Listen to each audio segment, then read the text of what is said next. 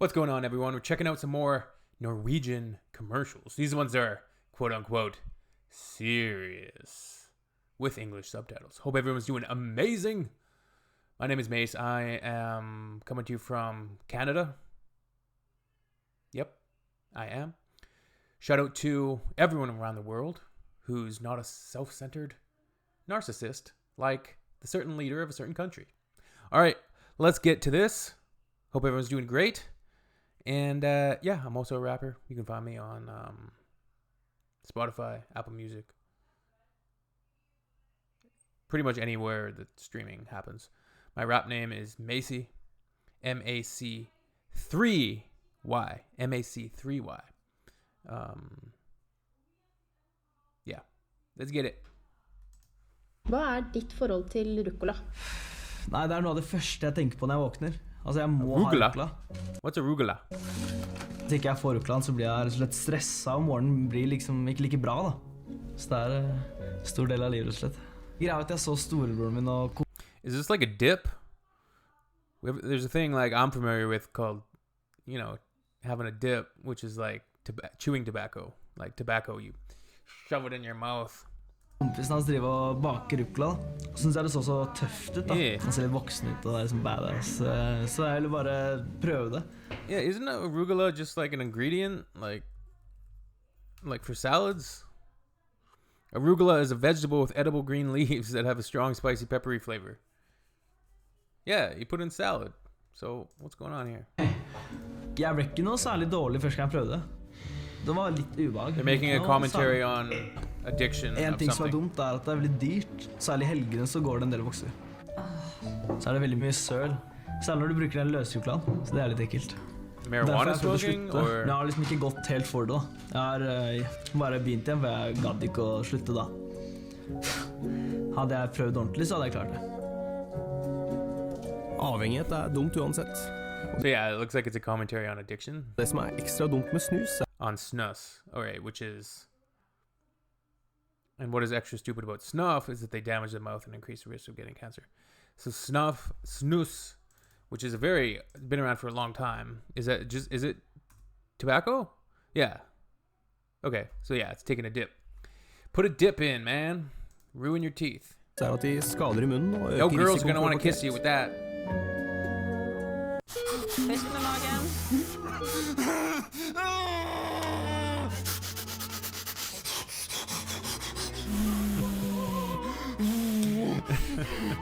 Saft.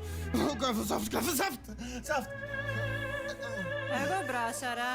Ser det ut som det går bra? Det ingen forutsetning for å skjønne hvordan jeg har det! Klipp den! Da holder du armen I ro. Da kommer det et lite stikk her. Da det gjort. Da nåla I armen. It was a parody on like pregnancy, but what is the joke here? Det var ikke verre. He's just getting some blood work. He He doesn't like needles. 5 minutter, vet du, så du I mål. Ja. 5 minutter så vi I mål. Every year, thousands of women in labor need a blood transfusion. Wow. 5 minutes and you're at the finish line. So, yeah, it's Det var ingen a sak. big deal. People need blood. Det var ingen sak det der. Nei, ikke sant? Det var ingen sak.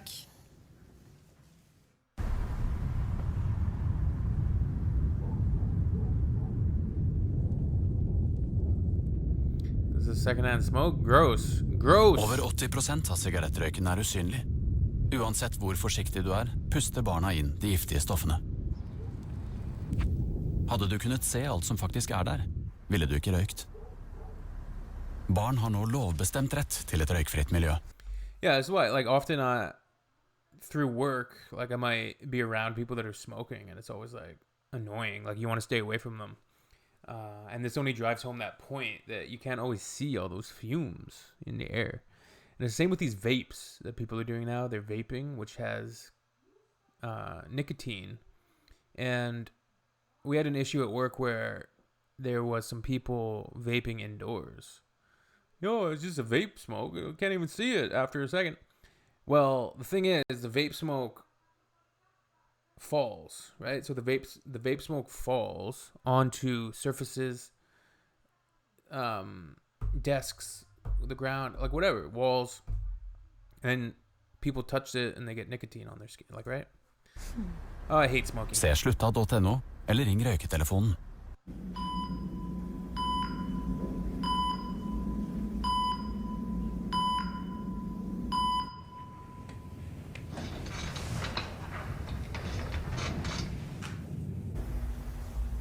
Is this about heart attack awareness? About drinking? Enten får du hjerteinfarkt, eller så får du det ikke. Sånn er det med røyking også. Enten røyker du, eller så gjør du det ikke. Selv om du røyker bare av og til, øker risikoen for hjerteinfarkt. Stump røyken. Helt.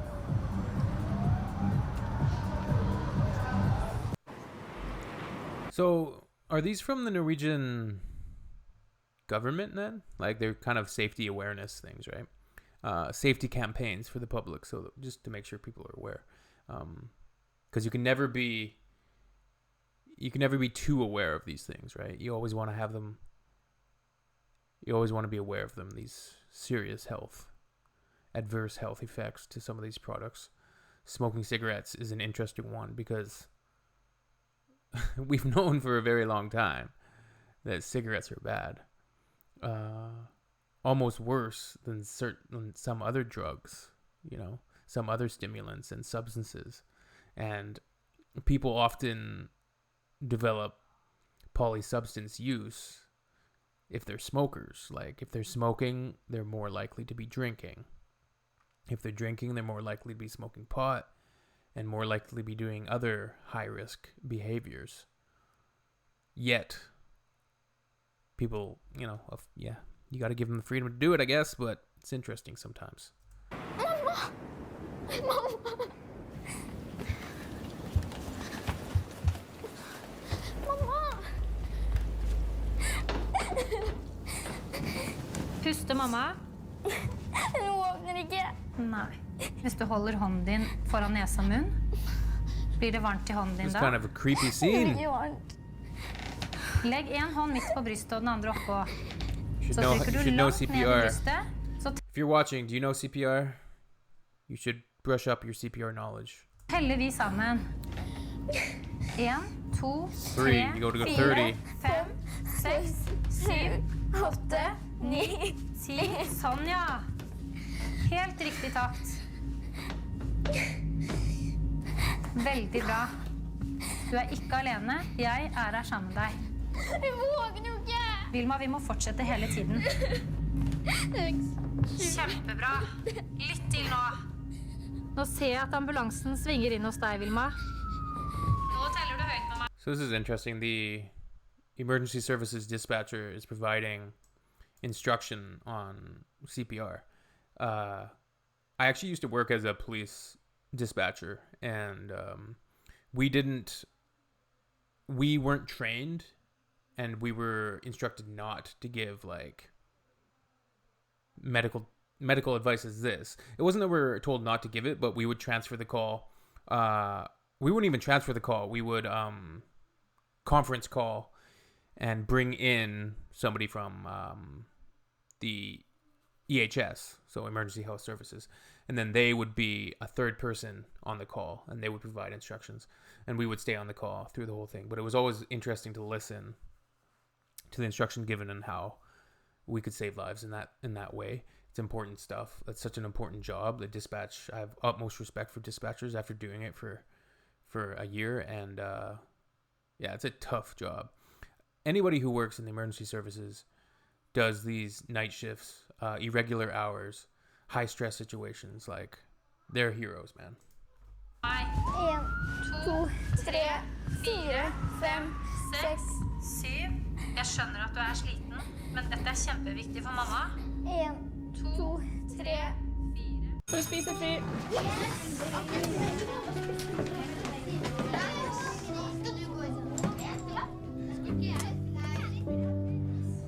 Nothing for lunch?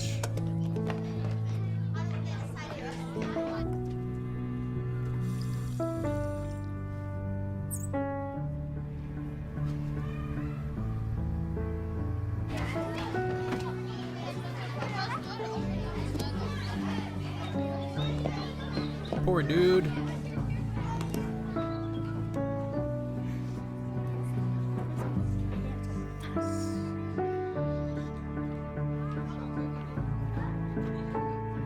Did all the kids give him something from their lunch?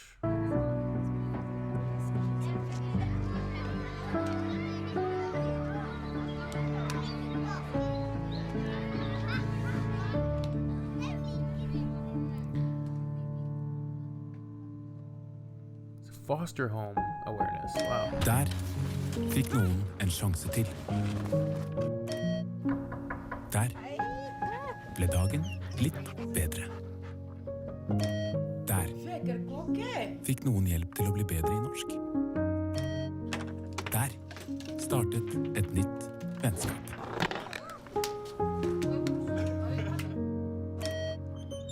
Der fikk noen hjelp til å begynne på nytt. Hver gang du velger pantelotteriet, skjer det noe bra. I'm not 100% sure what this one's for. It's obviously like this guy's getting out of jail and then he's going to get some help and supports, community supports. Seems to be like maybe a Big Brother program. Cool.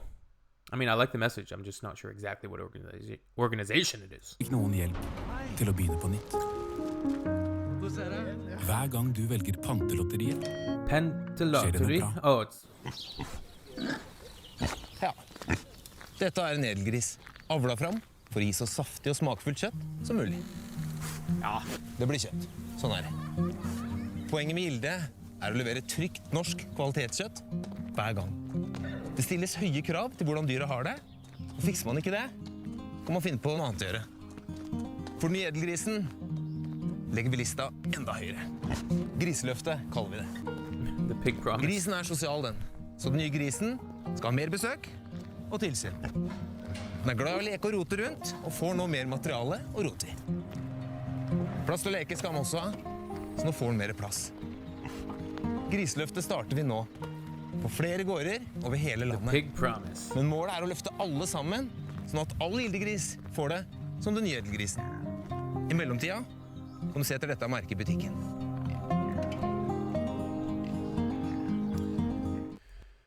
I don't know about that one. Like, at the end of the day, the pig's getting slaughtered. I don't know if there's any, like... Lungen er som en svamp, skapt for å suge inn luft. Men noen lunger brukes til å suge inn tobakksrøyk. Tenk deg at du røyker... Like, when you visualize it, and everybody knows, like, that's the crazy thing with cigarettes. Like, you're inhaling smoke into your lungs. Like, that's not supposed to go in your lungs. En 20-pakning om dagen i 1 år. Omtrent så mye kreftfremkallende tjære vil lungene dine ha sugd inn da. Det er nok til å gjøre deg syk. Veldig syk. På tide å slutte. Du kan klare det. Og det finnes hjelp. Se slutta.no, eller ring røyketelefonen 800 485. Hvis jeg sier at noen har logget inn i nettbanken din, blir du stresset da? Selvfølgelig. Yeah. Og det er det vi svindlere spiller på. Det er derfor du trykker på denne lenken. Lenken leder til en overvåket nettside, hvor du oppgir bank-ID-informasjon, sånn at svindlere som meg kan logge inn i nettbanken din. For å få pengene ut av konto, trenger jeg at du logger inn en gang til. Så da... Yeah, scammers often pretend to be helping, right? Sender jeg ut en feilmelding med beskjed om å logge inn på nytt. Sånn at you can always there's lots of YouTube channels that do this type of stuff where they scam the scammers. Scammer payback. Love to see it. Ingen kan forlate din konto. Hvem som helst kan utgi seg for å være banken din.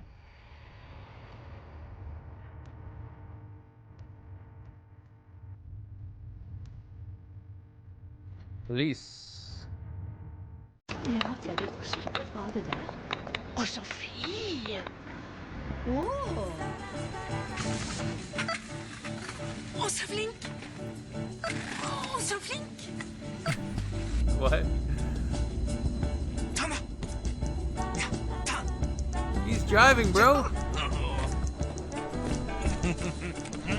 So good, so good. Oh, yeah! Hopp inn! Hopp inn!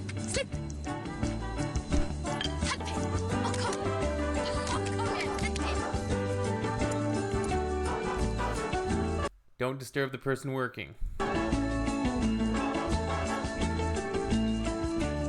Norwegian, that's cool. Yeah, it's like you don't disturb guide dogs and animals that are working. Vi fant 9 av 10 flasker og bokser. Men hva skjer med den siste? Kaster vi deg hjemme? På farta? I naturen? No. Kan du ikke holde på sånn? Panter vi den siste flaska, sparer vi energien mer enn 5000 husstander bruker på 1 år. Vi tenker bedre vare på naturen, og vi får til og med penger for det. Recycle. Pant alt. Ja, situasjonen er kritisk. Det er behov for en god dose blodføring. Vi har blod, men kun Lillestrøm-blod. Hva? Det går ikke! Blod. What did that vi har infographic blod. say? We have blood, but only Lillestrøm blood. What does it say? Editor's note: Lillestrøm is a place in Norway, but there's also a football. But there's also a football team. Oh, or soccer if you use that. A football team. In this chase, he's referring to the football team. You can tell because the cause of the logo on the package. All right. Lillestrøm-blod. LSK. Det går ikke! Vet du hva? Pappa trenger ikke å vite om dette er han.